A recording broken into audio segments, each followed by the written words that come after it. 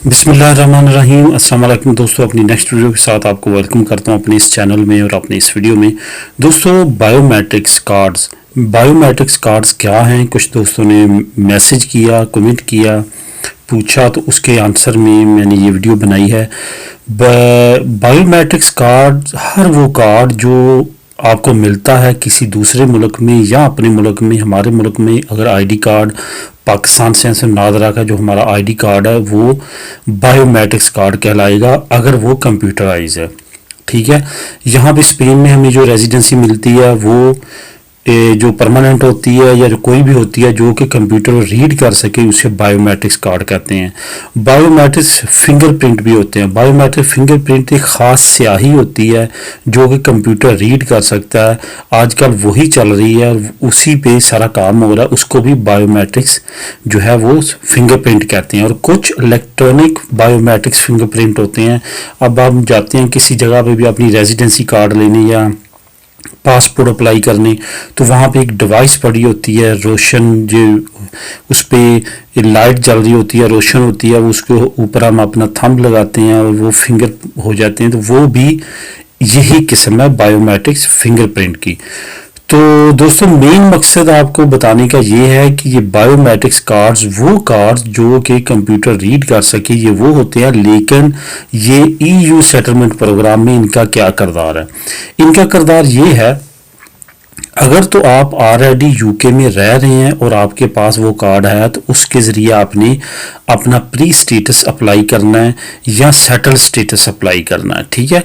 अगर आप नहीं रह रहे तो फिर आपके पास यूरोपीय यूनियन का होना चाहिए आईडी कार्ड, जो यहाँ पे होता है हमारा, जिसको नी बोलते हैं, देनी बोलते हैं, और पासपोर्ट। ठीक है। वो भी इसी चीज़ का नाम है बायोमेट्रिक्स कार्ड्स का। तो उसके ज़रिए हमने अपना अंदराज करवाना है। अगर यूके में है तो यूके ने ऑलरेडी आपको दिया होगा, वो कार्ड के ज़रिए आपने अपना अंदराज करवाना है। जब आपका प्री स्टेटस या सेटल स्टेटस हो जाएगा तो तब भी आपको वो भी एक कार्ड इशू करेंगे जो कि प्री सेटल स्टेटस का अलहदा होगा और जो सेटल स्टेटस है उसका अलहदा होगा। इन दोनों को कार्ड इशू किए जाएंगे। उन कार्ड्स पे जो है वो आपका जाना आना यूके में रहेगा। यहाँ पे एक और बात आप लोगों को क्लियर करता चलूँ, कुछ कमेंट्स आए थे कि जो सेटल स्टेटस है उनका वो इज इक्वल टू, पहले मैंने एक वीडियो में जिक्र किया था लेकिन दोबारा करता चलता हूँ, जो सेटल स्टेटस है यूके का वो सेम लाइक परमानेंट रेजिडेंसी कह सकते हैं आप। लेकिन परमानेंट रेजिडेंसी पर भी हमारा टाइम होता है लेकिन उस पर कोई टाइम पीरियड नहीं लिखा होता।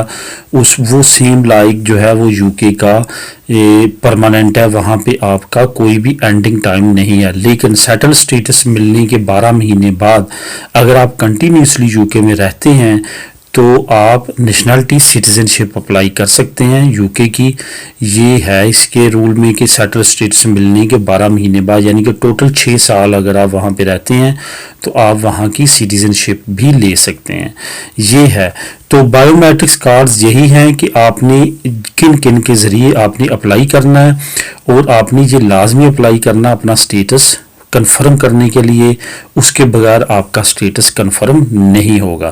तो दोस्तों, ये है बायोमेट्रिक्स। इसको अच्छी तरह से आप पढ़ भी सकते हैं। यूके की जो ऑफिशियल वेबसाइट है वहाँ पे जाके मैंने बेशुमार वीडियोस में उसके लिंक दिए हैं, आप उसको जाके रीड कर सकते हैं। बायोमेट्रिक्स लिखेंगे तो तमाम डिटेल जो है वो आपकी सर्च में आ जाएगी।